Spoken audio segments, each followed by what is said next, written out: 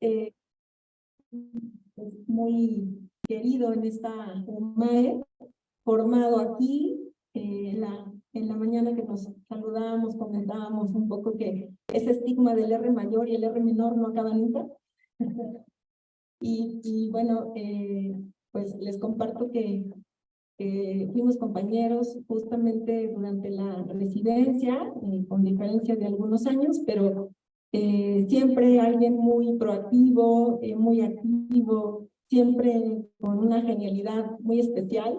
Él es médico pediatra, neonatólogo, como les decía, egresado de esta sede, y además de toda su actividad como clínico, pues ha destacado con una trayectoria importante en el ámbito de la investigación. Actualmente él funge como encargado del Centro de Adiestramiento en Investigación Clínica y pues amablemente siempre que le solicitamos acudir a esta UMAE para ilustrarnos con sus sesiones culturales de verdad por demás interesantes y motivadoras, siempre amablemente acceden, ¿no? Entonces, pues, sin más preámbulos, le cedo la palabra al doctor Rivas.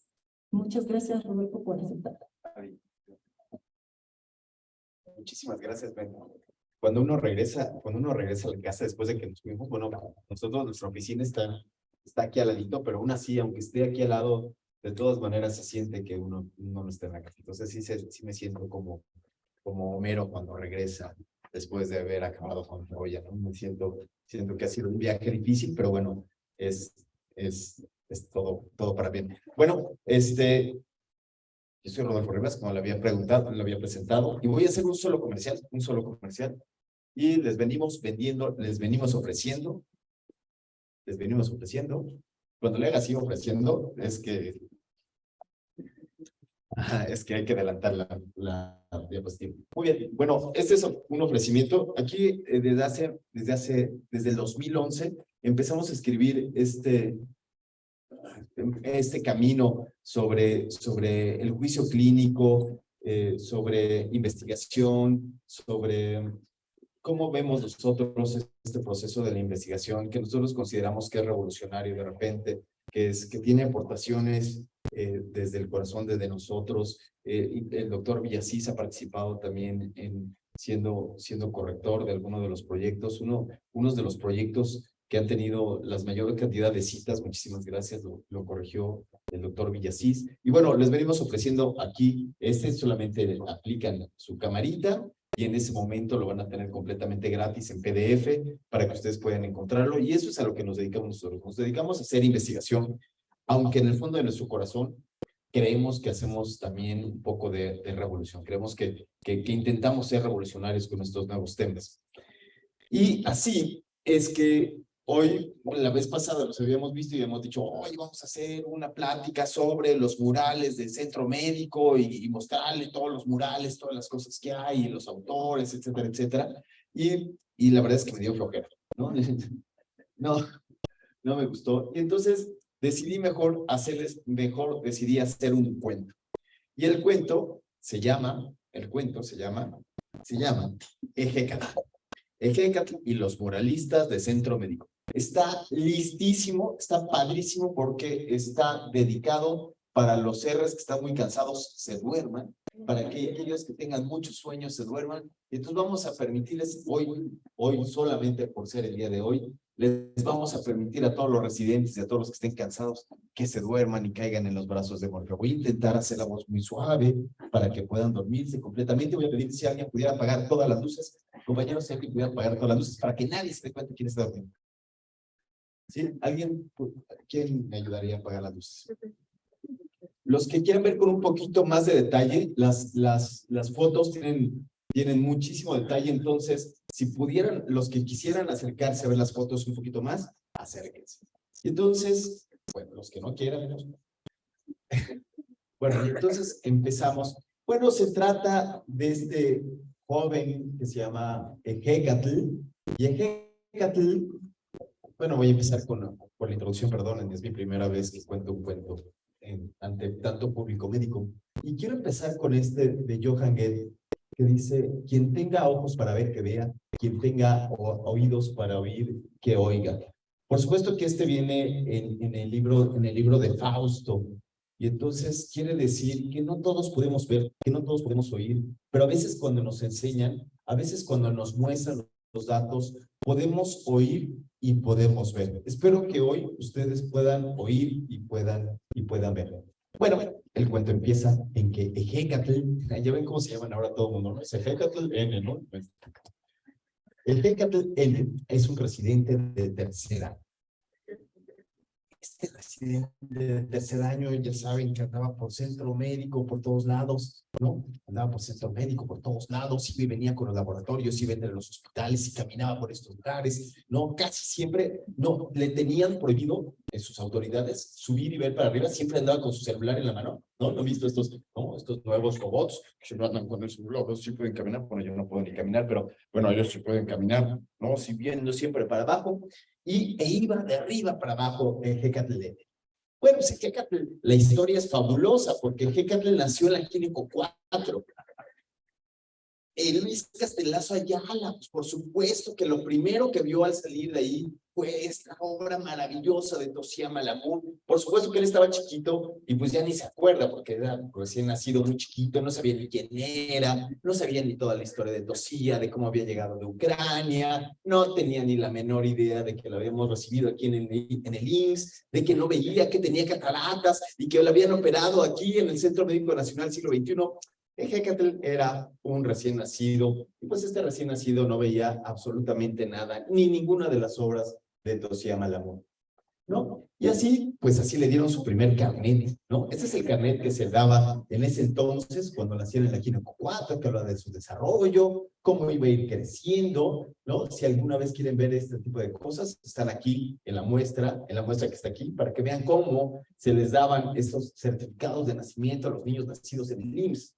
Y por supuesto que este niño tenía que vivir en la unidad de independencia, que ¿a qué no saben de quién es la unidad de independencia? Del IMSS.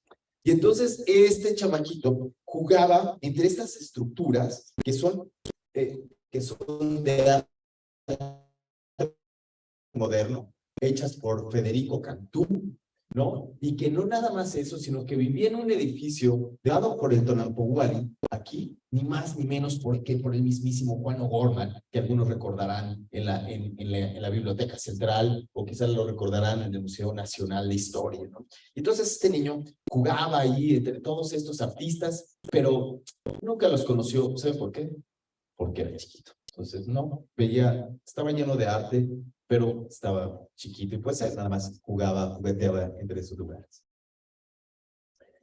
Este es de nuevo la unidad de independencia donde echaba sus cascaritas de fútbol, ¿no? Y aquí estaba con Quetzalcóatl, por Luis Ortiz Monasterio, en la Plaza de Hidalgo, que está ahí en la unidad de independencia, este Hidalgo tallado de piedra ígnea, por supuesto, Tlaloc en gigantesco, en ese entonces sí funcionaba la fuente, pero ahora ya no funciona la fuente, ¿no? Y allí estaba, pues feliz, jugueteando, ¿no? Jugueteando entre las fuentes y entre todas las características. Y después de ahí, fue a la Facultad de Medicina de la UNAM. ¡Guau! Él venía de una prepa bien chiquita, ¿no? Vivía de una prepa chiquita, minúscula, y de repente llega a CEU enorme, con estos murales increíbles, que él la verdad no entendía nada más veía ahí como que colores, decía que era la vida, la muerte y el mestizaje, y que había los 4 elementos como el fuego, el aire y el agua, pero la verdad es que no entendía mucho. No entendía claramente qué significaba esta boca como de Tlaloc, ni qué significaba la serpiente, ni qué significaba esta tierra, Tlaloc, porque tampoco dominaba el náhuatl, nada más sabía que no se le decía maíz, sino se le decía elote, pero era feliz en la Facultad de Medicina de CEU. Después de ir a la Facultad de Medicina, allí en la Facultad de Medicina de CEU, pues aprendió muchísimas cosas. Aprendió muchas cosas. Como por ejemplo, aprendió esta cultura de superación, esta cultura donde todos, a pesar de pagar un peso, se superaban y buscaban la superación y buscaban en el conocimiento las alas que los podían superar. Y entonces un día de esos, pues uno de sus profesores les regaló un punto. Le dice, muy bien el Hecatl, por un punto, para que pases de año, no era muy abusado el Hecatl, pero bueno, para que pases de año, te voy a pedir, por favor, que me digas cuál fue la obra más maravillosa que hizo Francisco Evans. ¿Por qué es tan famoso? Y entonces se puso a buscar, en esa época no había Google, pero bueno, se puso a buscar y lo que encontró fue lo siguiente. Gracias. Lo que encontró es que Francisco Evans había ganado el premio para el escudo nacional. Y entonces que la bandera y el escudo nacional era de Francisco Evans, el que había hecho el mural de su facultad, de la facultad de la UNAM y de los distintos lugares. Entonces eso ya lo volvió, ¿no? Eso ya le abre un poco más los ojos a este buen Hecatl. Y entonces siguió caminando por Seúl, y encuentra que en cada paso que da hay murales por doquier. Claro, que aquí estaba enfrente de que está en el auditorio Antonio Caso, que está rumbo a las islas, pero ahí, bueno, pues allí estaba enamorado. Y entonces utilizaba las islas, pues estaba enamorado, ¿no? Entonces ya saben qué pasaba. Y entonces agarrado de la mano veía el mural y veía cómo los colores del mural cambiaban a través del átomo, gracias, ya nos vamos entendiendo, a través del átomo y cómo iban naciendo estas figuras, y le parecía increíble que esto fuera, que estas fueran unas losas vidriadas, las que podían dar estas características, y la verdad es que le súper encantaba todo eso, bueno, pero le encantaba más la chava que tenía en ese momento, que por cierto no se casó con ella. Qué triste, pero bueno. Entonces, en la parte de abajo le llamaba mucho la atención que hubiera más material de obviamente firmado de nuevo, y entonces aquí en el material que estaba en este lado, encontraba cómo los arquitectos habían hecho todos los trabajos para poder llevar a cabo CEU, y entonces lo peor que vio es que abajo decía, aquí estuvo Juan, ¿no? Entonces eso fue terrible porque esto estaba marcado, y entonces él decía, ¿cómo es posible que la gente no aprecie ese tipo de características? Le llamaba mucho la atención a el buen Hecatl. Seguimos. ¿Y qué crees? Acaban sus años y entonces le toca ir a tercer año de la carrera. Y él escoge regresar a Centro Médico Nacional Siglo XXI. Fascinación completa. El primer día que le toca, primer día soleado, y le toca tomar clases de tercer año en estas aulas que están aquí, del hospital de especialidades. Y para él era fabuloso estar con los residentes, cómo caminaban, iban y venían, todos los residentes, ya sabes, con la cabeza abajo, viendo su celular, como podía ser, los médicos de base, pues ni los veías porque estaban quién sabe dónde, bueno, ahora por ahí debe de haber alguno, ¿no? Sí, aquí hay uno, sí, pero por lo regular no los encuentran, no vienen esas cosas, ¿no? Y entonces él estaba fascinado y entró con toda la ilusión y con toda la emoción a su tercer año de la carrera. Y entonces se encontró con estos cuadros que eran muy parecidos a los que él había visto en las aulas. Y entonces le emocionaban y no se entendía nada, ni entendía qué era eso de la evolución desde la época colonial, la nueva época, la época moderna y la tecnología. No conocía mucho, sino simplemente le encantaba, le fascinaban los colores de la cantera, los colores de cómo hacer, cómo estaba esta víbora del conocimiento que estaba dentro de los dos cuerpos, de estos dos personajes que estaban aquí en medio. La verdad es que se preguntaba poco porque tenía que hacer un montón de historias clínicas. Tenía que hacer historias clínicas, tenía que sacar electros, ¿no? Tenía que hacer un montón de cosas, 5 materias, y luego tenía clase de epidemiología clínica, y el doctor les dejaba leer un montón de artículos. Entonces, la verdad es que tenía poquito tiempo para poder pensar en esas cosas.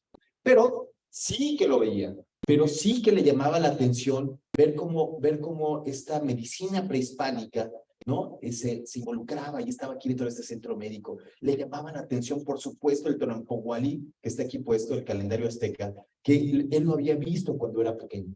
No le llamaba la atención todos y cada uno de los signos, desde Zipacli, que está por aquí, Doxtli, de este lado, Cali, ¿no? Y, por supuesto, las deidades de los médicos, de cómo estaban dando.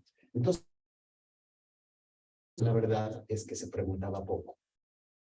Cuando veía estas nuevas imágenes, imaginaba que él cuando iba a estar en la tomografía o quizás en la resonancia magnética, viendo la pantalla, haciendo diagnóstico, bajando a su niño, bajando al niño a verlo, y que estuviera ahí el diagnóstico, él no dejaba de soñar porque creía que ahí estaba la parte más importante de la medicina. Y entonces veía estas caras que lo miraban atónico y miraban pasar a todos los demás médicos para ver qué era lo que iban a hacer con todo ese conocimiento que se estaba llevando a cabo. Él admiraba los colores de cartera, pero les digo, le preocupaban más las historias clínicas, le preocupaban más su promedio, ¿no? ¿Qué promedio iba a tener? ¿Dónde iba a seleccionar para el cuarto año? ¿A dónde se iba a ir al servicio social? Eso era lo que verdaderamente le importaba. Y entonces, poco a poco, iba sintiendo este principio de liberación. Poco a poco, conforme iba pasando el tercero y el cuarto año de la carrera, iba adquiriendo mayor conocimiento, iba sintiendo estas características de liberación, donde iba aprendiendo cada vez más, donde se iba convirtiendo en otra persona, donde estaba buscándose incluso a sí mismo. Y de repente toma la barba. La película de Roma. Y en la película de Roma ve su centro médico. Por supuesto que estaba ahí ya con su significant other, que no estaba ya con y entonces sale la película de Roma, ¿no? O su chamacón, como ustedes quieren ver, ¿no? Y estaban viendo la película de Roma, y entonces le empieza a platicar, mira, yo ahí tomé clases, mira, ahí están las aulas, y entrábamos por aquí, ahí no entraban los coches, y mira, aquí está el jaguar, el ocelote y el águila, y aquí está el símbolo de cuando se fundó Centro Médico en el año de Tres Cali, y estaba fascinado platicándole a todo el mundo, y todo el mundo dice, ay, amor. Y después de eso se fue al internado. Decidió irse no tan lejos del centro médico, decidió quedarse por aquí, por Cuernavaca, pero ya no estaba tan cerca de sus papás y además se fue a un hospital donde no hubiera residentes. Dijo, no, yo no quiero seguir de indicaciones de residentes, yo quiero aprender por mí mismo. Y ese se convirtió en su hospital. Fue el hospital donde hizo su especialidad, pero era un hospital medio raro. Sí está bonito el hospital, sin duda. Sí estaba bonito el hospital, pero ahí descubrió estos grandes vacíos. Ahí descubrió estas paredes blancas. Ahí descubrió que era vivir en este mundo donde no había nada más que concreto. No había las obras de arte que he visto antes. No había nada de eso, solamente había trabajo y más historias clínicas y muchas actas de defunción que llenar. Sí, muchas actas. Y después de eso se fue a su servicio social. Y en el servicio social estuvo padrísimo porque estaba hermosa la vista, ¿no? Las vistas eran hermosas, cambiaban muchas cosas, estaba todo padre, pero su centro de salud rural disperso, pues no era muy artístico, que digamos, ¿no? Y estaba mucho de ese centro médico que él había visitado, ¿no? Ese centro médico que él había visto, de allí estaba en un centro médico chiquitito, ¿no? Donde él podía pegar, pues, algunas chamacas encueradas para ilusionarse, quizás, ¿no? Quizás para hacerse la idea de que algún día iba a regresar, pero no había otra cosa más que eso. Y de repente pasa el ENAR y decide poner centro médico, centro médico, centro médico. Le habían dicho, pon 3 opciones, si no quedas en la primera, quedas en la segunda, o si no en la tercera. ¿Y saben qué hizo? Centro médico o centro médico. Y si no es centro médico, no quiero nada. Ups. Y le tocó Centro Médico Nacional Siglo XXI. La primera vez que llega fue corriendo, entonces cuando encontró aquí Coordinación de Educación en Salud, vuelve a ver los colores y dice, ya estoy de regreso en casa después de haber pasado todo eso. Y entonces la cara de felicidad era, no manches, se tomó todas las fotos. Los primeros días traía los zapatos blancos, no duraron mucho sus zapatos blancos, y después poco a poco fueron haciéndose cada vez más grises, ¿no? Y entonces, pues de ahí, pues vean las caras sonrientes, no había más felicidad que ser residente de un lugar así. Qué felicidad tan grande, ¿no? Y hasta aquí se sacaban fotos entre todos, y ven nada más, o sea, la mazorca pelada de aquí, de todos bien felices, ¿no? Llenos de arte, claro, en la parte de atrás. Y dejaba su coche, ¿no? ¿Dónde lo dejaba? En Jiménez, se lo dejaba con don Julio, ¿no? Ahí le dejaba con don Julio, en ese entonces le cobraban los 20 varos, ¿no? Por todo el día, ¿no? Entonces ahí se lo dejaba don Julio pues Julio, súper buena onda, ya ves que siempre se llevaba tu coche quién sabe a dónde, pero bueno, lo organizaba, estaba bien, ¿no? Y entonces él era muy feliz. Sin embargo, conforme fue pasando la residencia, ¿alguien hizo algo mal? Ivy, fue Ivy. No, tú fuiste atrás. Un viernes en una guardia muy difícil, de esas de guardias de 17 ingresos que ya está todo. Antes había, ustedes no conocen, pero antes había unas máquinas de escribir Olivetti que siempre estaban chimuelas, ¿no? Que no les funcionaba que no les funcionaba, que había que ponerle los acentos porque pasaba el doctor Villasís, bueno, otro doctor Villasís, no, él. ¿No?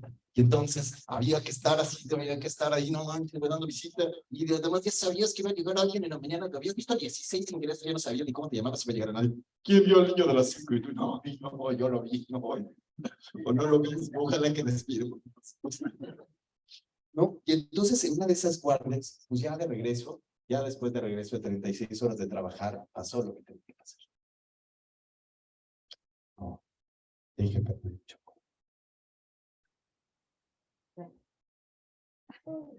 algo pasó. Algo pasó después de ese choque. No sé decirles qué pasó.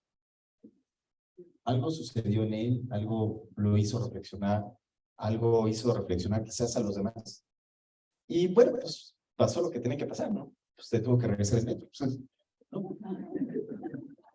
¿No? Entonces ya sabes que cambia tu vida, ¿no? Ya no vienes en coche, ya no se lo dejas a un Julio, ahora tienes que entrar por otra parte. Pero los cambios siempre son bonitos. Porque este cambio, en donde él llegaba por esta entrada del centro médico, lo hizo ver cosas nuevas. La verdad es que después del trancazo que se dio, pues tenía como sus lagunas mentales, él decía que tenía edema cerebral, que quizás no sé qué, ¿no? Ya dijo, llegando ya no voy a hacer una tomografía, resonancia magnética, voy a una punción lugar de una vez, ¿qué más da, no? O sea, ya sabes que los diagnósticos diferenciales que tiene uno para uno mismo, ¿no? Siempre catastróficos, ¿no? O sea, siempre, ejécate el peor escenario, ¿no? Entonces, pues ya se dirigía de nuevo a centro médico y resultó que había poca gente ese día. Es que era sábado, ya no le tocaba estar ahí. Y entonces, pero él ya había ido a centro médico y al subir las escaleras, un hombre lo saludó. El cuate se llamaba José. Y le dije, hola, soy José. Dice, ¿tienes prisa? Y la verdad es que él, por primera vez, les dije que había cambiado, por primera vez en su vida no tenía prisa. Por primera vez no quería ver su celular. Quería ver otras cosas. Increíble, pero dejó el celular y empezó a subir la cara y empezó a ver las cosas que estaban a su alrededor y le dijo, muchas gracias, no tengo prisa. José estaba viejo, estaba cansado, pero le dijo, ¿quieres que te explique mi obra? Y el jeque le dijo, ¿qué vas? Y empezaron. Dice, por alguna razón, el jeque en ese momento había un centro médico distinto. Sintió que sentía que lo tenía que disfrutar un poquito más. Tenía que darse un poquito más de tiempo para reconocer la casa donde había estado durante tanto tiempo. Tenía que vivir más. Y entonces decidió escuchar. Dijo, muy bien, y entonces cambiamos de escenario. Y entonces Ejecatl se queda callado y decide escuchar al maestro, a José, ¿no? Y el maestro le dice, bueno, yo decidí hacer un mural, no como nacionalista, sino más bien como localista, pensando en las cosas locales que suceden en mi país y en mi alrededor, utilizando materiales locales. Esa es una de las razones por las cuales utilicé mármol del piso de centro médico para poder hacer mi obra. No utilicé materiales que vinieran de otro lado, sino los propios de centro médico para que la obra fuera la misma, como un tatuaje de mi propio centro médico nacional. Y así es que este mural que quería hablar sobre estas enfermedades que ocurrían a los trabajadores del Seguro Social, era esta comunión que existía entre los distintos trabajadores que podían estar aquí. Ya no quería seguir la huella de los nacionalistas acérrimos, ya no quería seguir la huella de Diego Rivera, que solamente hablaba de los indígenas, o de José Revueltas, que hablaba de la sangre morena, como la nueva. Yo quería hablar de nosotros los mexicanos como tal.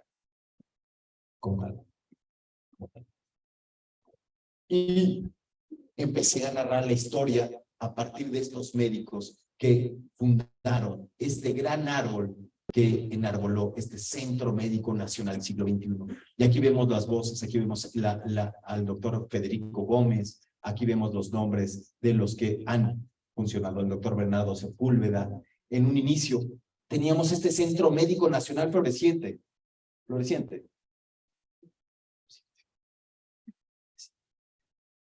Hecho producto de la solidaridad del gobierno y trabajadores de todos lados. Todos participamos en la creación de este centro médico.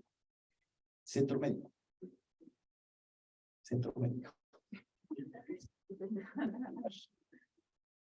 Aquí estaba el mapa del Centro Médico Nacional Siglo XXI, desde antes, entrando aquí por la colonia, por Cuauhtémoc, y aquí estaba todo el centro médico como tal, el centro médico más grande de México y de Latinoamérica, el más moderno. La medicina estaba floreciendo. No cabía duda que nos esperaba un futuro increíble. De este se erigieron obras de arte en cada uno de los rincones. Y podíamos ver estos grandes espacios con las obras a los lados. El ocelote y el jaguar vigilando el centro médico de la entrada, las obras de Luis Ortiz Monasterio llenando nuestro gozo. Todo el mundo entraba, todo el mundo estaba feliz de este centro médico con las grandes instalaciones que teníamos, ¿no? Las nuevas aulas hechas en cantera y este modelo impresionante de una ciudad completa para los médicos y para la atención de pacientes. Nos cambiaba completamente el curso de la medicina como tal. Las maternidades, la maternidad de Luis Ortiz Monasterio, en medio de las grandes fuentes, haciéndonos pensar que nuestro futuro era un futuro grande. El ocelote de Luis Ortiz Monasterio, hecho de una sola pieza, en un monolito que tuvieron que sacar a la usanza antigua pidiéndole permiso al cerro. Así, el orgullo y la belleza de nuestros ancestros nos llenaba de ilusión. Pero ocurrió el temblor como lo habían predicho. Y llegó exactamente en la fecha predicha en el calendario. Nahua Orin. No nos podíamos deshacer de ese movimiento. El movimiento ocurrió a las 7:19 del 19 de septiembre de 1985, cuando un temblor trepidatorio terminó con el Centro Médico Nacional, terminó también con la Ciudad de México. Aquí fue donde ocurrió la gran ruptura del árbol, la gran ruptura de las raíces que se tenían como tal. Nuestro centro médico quedaba derruido. Todo lo que estábamos orgullosos nosotros quedaba prácticamente en cenizas. Era la idea de volver a empezar. Y aquí es donde yo quise rendir un homenaje solidario a nuestro pueblo, a ustedes que actuaron sin descanso, a todos los médicos que lograron un rescate humano de 2,300 personas, a los médicos que quedaban exhaustos, incansables, atendiendo a todos los pacientes, atendiéndolos por todos los lugares, por los pasillos, en las calles. A ustedes va este homenaje. Sin duda, nos convertimos en el pueblo de la solidaridad, donde todos podíamos participar. No teníamos otra cosa más que nuestras manos, no teníamos balas, no teníamos absolutamente nada. Y solamente teníamos estas ganas de ayudar, estas ganas de llenarnos de solidaridad entre todos. Y ahí, en el mismo lugar donde los ancestros nos dieron la señal, en ese mismo lugar se reinician los trabajos de construcción. El árbol arado retoña, el árbol caído vuelve a nacer en una sola imagen, una imagen constante, en donde nos recuerda que siempre tenemos que cambiar de piel para mejorar y para seguir adelante. Y se manifiesta entonces la generación de la solidaridad donde todos trabajamos, donde todos a partir de cubetas ayudamos a las personas que menos tenían. El pueblo no se cayó, se dio cuenta de que las autoridades no habían salido a rescatarnos, de que no había dioses que nos vinieran a rescatar, y ellos salieron a exigir sus derechos, y el derecho que nosotros seguimos pugnando: salud, trabajo, cultura. Y aquí es como todos juntos, en este sol claro oscuro, es que empezamos de nuevo la construcción del nuevo Centro Médico Nacional Siglo XXI. con el hospital de pediatría aquí, el hospital de oncología y la entrada del centro médico de este lado, en el nuevo mapa del Centro Médico Nacional del siglo XXI. Ejecatl, sin duda, estaba conmovido. Y Ejecatl le agradeció y se despidió del maestro José Chávez Morado y vio a lo largo toda la historia, una historia que nunca había visto. Había pasado por ese lugar. Había pasado por ese lugar. ¿Cuántas veces había ido por los tacos? ¿Cuántas veces había salido al Oxxo? Había muchísimas veces y nunca se había dado cuenta de lo que decía el mural. Y ahora se daba cuenta, así es que lo agradeció. Y resultaba ser que es el mural de mármol más grande del mundo. Es quizás la obra de mármol más grande después del Taj Mahal. Ejecatl agradeció y se despidió del maestro José Chávez Morado, muy contento, y decidió seguir caminando. ¿Quién iba a pensar que el IMSS iba a dejar de invertir en estos cuadros? ¿Quién iba a pensar que este iba a ser el último mural que el IMSS pagara? Y siguió caminando y encontró un nuevo amigo, se llamaba Adrián. Y entonces Adrián lo vio que estaba muy laboroso trabajando, le dijo, muy buenos días. Hola, Ejecatl, le dijo, te quiero presentar mi obra. Es un escudo, dijo Ejecatl. Nada más, un escudo con una bandera, ¿no? Como la de la bandera nacional. Y dice, no, Ejecatl, fíjate muy bien, este es el único, ¡ay! Perdón, eso me dijo, a ver. Este es el único mural en tercera dimensión. Cuando se acercó a Ejecatl, encontró que el águila estaba sobresalida, que aquí atrás estaba completamente negro porque había un espacio y que las flores se interactuaban unas con otras. Y entonces él le habló de México Tenochtitlan, habló de la imagen de Teotl en la parte de abajo, Nochtli, Tuna y Tlán, el lugar donde habitan las tunas. Y que en ese lugar se iba a posar el sol, que se llamaba Cuautli en ese momento, e iba a devorar o iba a tomar una serpiente y le iba a sacar la cornucopia, toda la fertilidad para poder dejarla en su pueblo. ¡Wow! Cuando la ve de cerca y empieza a ver que efectivamente era en tercera dimensión y que el águila estaba por delante de las flores, le llamó muchísimo, le llamó la atención, no salió la que sigue, pero él la vio ahí que estaba en tercera dimensión. Mirado a Ejecatl, continúa caminando hacia su hospital. Y a la hora de entrar hacia su hospital, encontró de nuevo ese mismo lugar donde él hace muchísimos años se había entrado a la coordinación de investigación. Pero en ese momento lo que encontró es que estaba Luis esperándolo. Otro autor, otro maestro esperándolo y asombrado por su buena suerte por haber encontrado al tercero de los autores, quedó encantado y le pidió a Luis que le enseñara su obra. Luis le dijo, esta es una restauración increíble. Esta obra estuvo a punto de perderse en el temblor de 1985, pero los rescatistas, así como rescataron vidas, también rescataron esta gran obra. Y la obra empieza con las manufactureras y con todo el desarrollo industrial que mata, que le quita el oxígeno a los trabajadores. Y entonces ellos, en su famélica acción, deciden llamarle a la esperanza, en este caso vestida de blanco, para que los ayude a respirar un poco, a tener un poco de aire, de sus trabajos. Y entonces le llama, efectivamente, la esperanza le llama a ni más ni menos que a Ejecatl, que va volando junto con Tlaloc, haciendo una especie de brisa, una brisa que viene el mundo.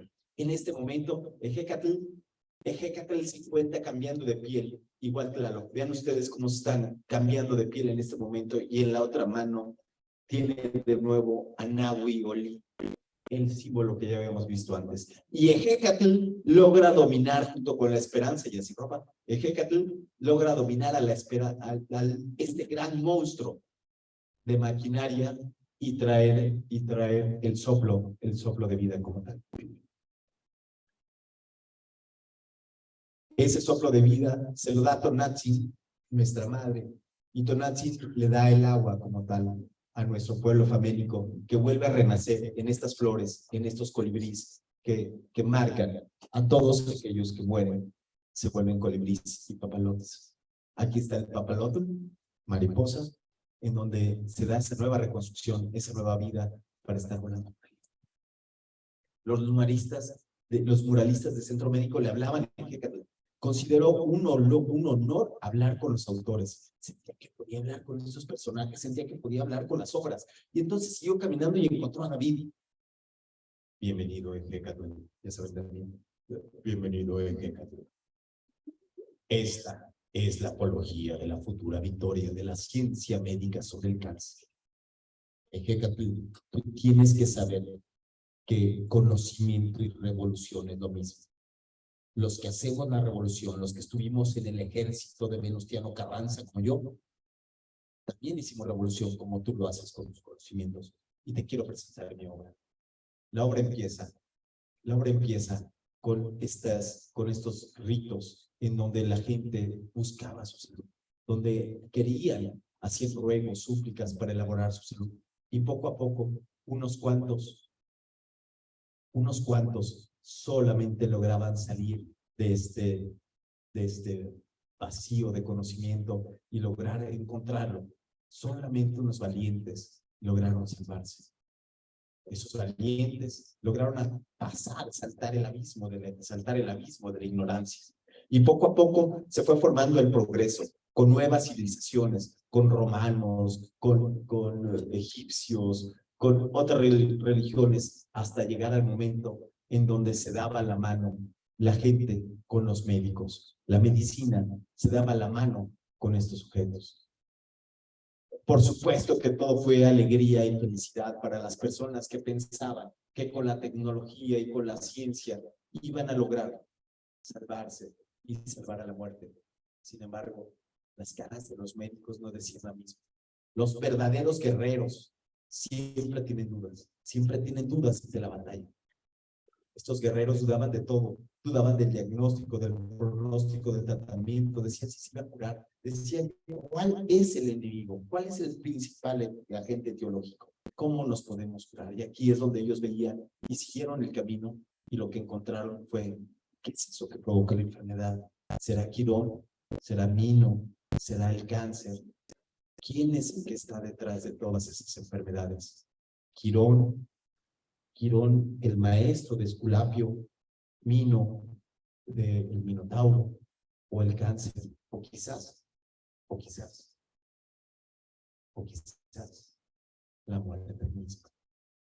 Quizás detrás de todas las enfermedades que intentamos curar, siempre está ahí presente, en silencio, la muerte esperando a que quizás nos equivoquemos o quizás nos descuidemos. Ustedes, ustedes médicos, son la verdadera revolución. Ustedes son los soldados. Ustedes son los verdaderos héroes. Ejecatl se quedó callado. Reflexionó un poco. Quizás ocupando solo su capa. Inspirado siguió caminando, buscando maravillas que ver. Y después encontró a Federico.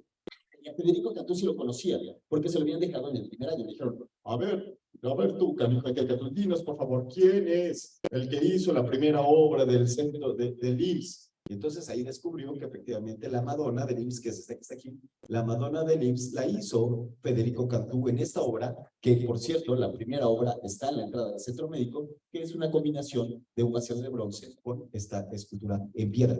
La primeritita está aquí en Centro Médico. Se la peleamos a la raza y la ganamos. Bueno, y entonces vio a Federico Cantú y dijo, Federico, por favor, explícame tu obra. Claro, la obra es esta, que se llama Las Enseñanzas de Quetzalcóatl, donde Quetzalcóatl está aquí, barbado, ¿no? Con su dije infinito, le está dando el fuego, el conocimiento a su pueblo. Y entonces, obviamente, que siempre sale Quetzalcóatl con su chava, que es Venus en este caso, ¿no? Aquí está Venus, y Venus tiene en la mano este poliero en donde les están dando el conocimiento a su pueblo.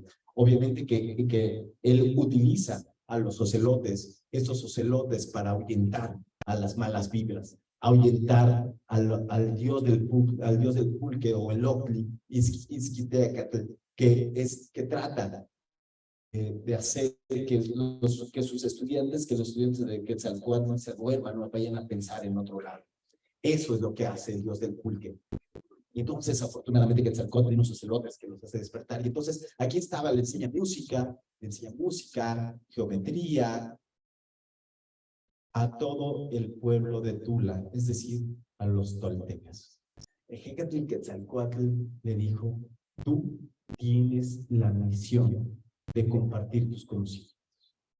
Entonces va corriendo, ve a varios de los residentes, intenta contarles a todos sus colegas. Y por ellos, pero los colegas que creen siempre están ocupados, siempre tienen que hacer otra cosa, siempre tienen un montón de pendientes, tienen que ir por la placa, tienen que ir de regreso, no los dejaron salir de la clase. Entonces, a los colegas siempre tienen muchísimas cosas que hacer. Pero en esa ocasión, a los colegas los veía un poco más tristes, un poco más cansados y con más trabajo de lo habitual. Cuando se acerca a la puerta, encuentra este obituario. Lamenta el fallecimiento del doctor Ejecatl y expresa su más sentido pésame a sus familiares y amigos. Ejecatl falleció. Pero como Ejecatl murió cumpliendo sus sueños, se convirtió en papalote, se convirtió en un huitzil, en un colibrí, para estar todo el tiempo cerca del sol, cerca del sol, cerca del Tlalocan, en donde siempre brilla el sol, en donde siempre está cerca de los árboles y las flores de Centroamérica. Y entonces, yo les puedo decir, porque yo lo he visto, que Ejecatl vive en Centroamérica. Ejecatl vive en sus jardines. Ejecatl vive en sus murales, en cada uno de los detalles, en lugares escondidos que tiene Centroamérica. Ahí es donde está Ejecatl. Ejecatl es donde está el viento. Muchísimas gracias.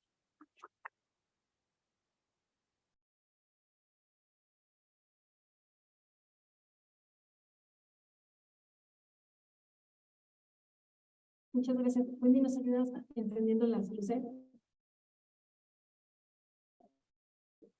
Pues muchas gracias al doctor Rivas. La verdad es que quisiera escuchar ahora sí algún que otro comentario de ustedes. Yo también. Creo que el mensaje que nos trae el doctor creo que es importante en el sentido de que sí tenemos la misión, desde luego, como residentes, pues de cumplir con 1000 cosas, de aprender medicina, de aprender. Entonces, uno, que están y estamos en un lugar privilegiado, ¿no? Depende también de qué tanto nosotros lo veamos así como propio y lo amemos y lo conozcamos, ¿no? Pero creo que ese es el primer mensaje.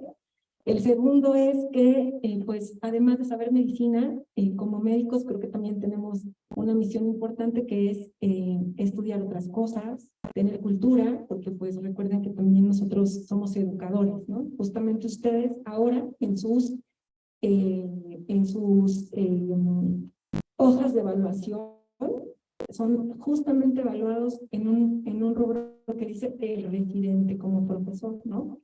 Y eso tiene que ver con muchas de las actividades que ustedes realizan de educación, no nada más hacia sus pares, hacia sus compañeros, sino hacia sus pacientes, ¿no? Y sus familias. Y bueno, finalmente, que siempre hay como un espacio, creo que siempre es importante dar estos foros, abrirlos, para hablar de otras cosas que no sean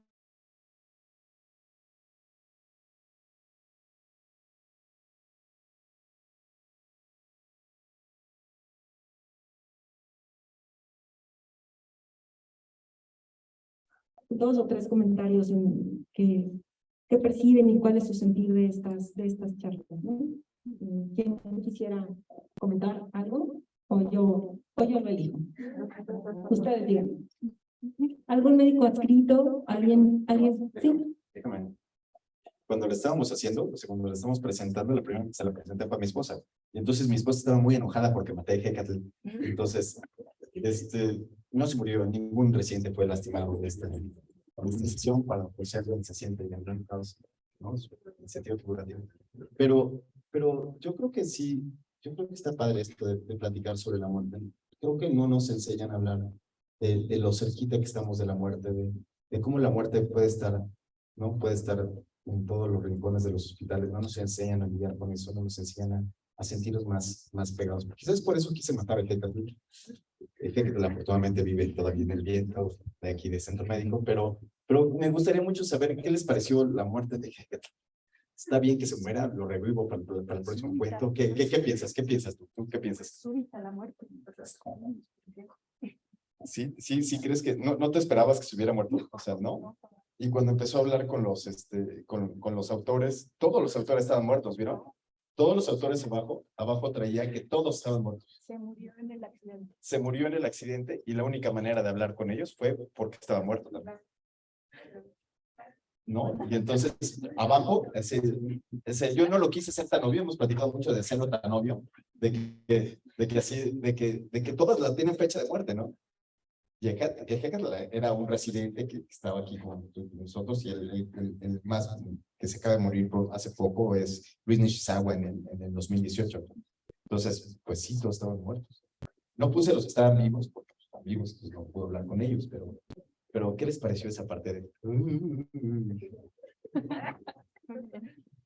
Sí, no te lo digas que estaba muerto. Parecía entrega de guardia. ¿De qué se murió? Se murió. Cosita masculino para la cuarta década de la vida que viene manejando, ¿no? Sí. Comentarios, entonces, algún médico residente que era voluntariamente ¿Qué te pareció? Uy, tú que vienes de la Facultad de Medicina, también vienes de allí, ¿verdad? Sí, bueno, en mi caso no pasé por las aulas de pediatría, pero sí, de verdad que llegar a trabajar a centro médico se siente bueno, ¿no? Entonces, la historia de los murales, el único que tal vez mencionaría, sería el mural de la raza, ¿no? Ese es uno de mis favoritos, pero pues, ya no está tan bonito como antes. No, con los vidrios que le pusieron, ¿no? Sí, no, ya no lo pueden hacer, pero está interesante, muy buena clase. Gracias. Los felicito. Sí, la verdad es que, mira, faltaron muchos murales, hay muchísimos murales que no fueron, pero si no se hacía muy tardado, entonces intenté hacer nada más el recorrido del metro aquí, ¿no? Del metro. Ese recorrido de metro acá lo hice millones de veces y nunca me aprendí de quién era ni tal cosa hasta que un día reflexionas. No sé qué pasa un día y un día te da por reflexionar un poquillo, ¿no? De quiénes son, cuál es la historia, cuáles fueron los revolucionarios de todo eso, ¿no? Entonces, le podríamos pasar el micrófono al doctor Villasís, es que él es el gurú de todos nosotros, entonces, ¿no? Entonces, o sea, el patriarca de... Solo hablaré porque creo que el desarrollo personal de ustedes y verlo a través de todos estos años que yo he sido profesor, estoy muy orgulloso de ti y así como de todos los alumnos que yo he tenido. Pero en un sentido de entre nostalgia y no, creo que parte de lo que los que somos como médicos, no debemos de quitar la parte humana, porque eso es Rodolfo. Lo que yo he aprendido a través de Rodolfo es la persona, el humano, el papá, el amigo de muchos. Y esta parte de la reflexión de veamos nuestro entorno y que estemos pendientes de eso y no solo lo que estamos pensando en el celular. Creo que eso es lo que más invitar a seguir aprovechando sus planes. Muchas gracias por esta tarde.